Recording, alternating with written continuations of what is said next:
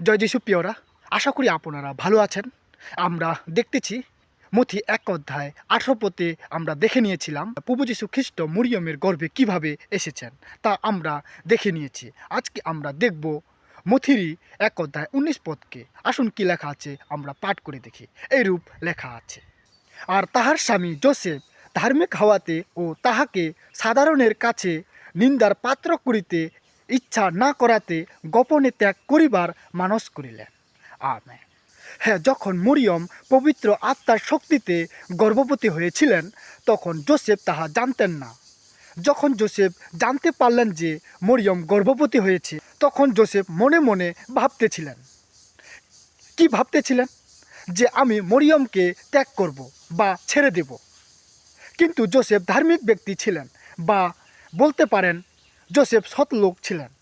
তাই যোসেফ লোক সমাজের কাছে না গিয়ে তিনি মনে মনে ভাবতেছিলেন যে আমি লোকেদের সামনে মরিয়মকে লজ্জায় ফেলব না, কারণ মরিয়মের প্রতি তাহার ভালোবাসা ও ন্যায্য বিচারের জন্য তাহার প্রতি আকাঙ্ক্ষা ছিল। তাই যোসেফ মনে মনে ঠিক করল মরিয়মকে বিচ্ছেদের দ্বারা সেই বাগদত্তাকে বা বিবাহ ঠিক করা সম্পর্ককে ভেঙে ফেলব। এই জন্য যোসেফ মরিয়মকে গোপনে ত্যাগ করার সিদ্ধান্ত নিলেন বা ছেড়ে দেওয়ার সিদ্ধান্ত নিলেন।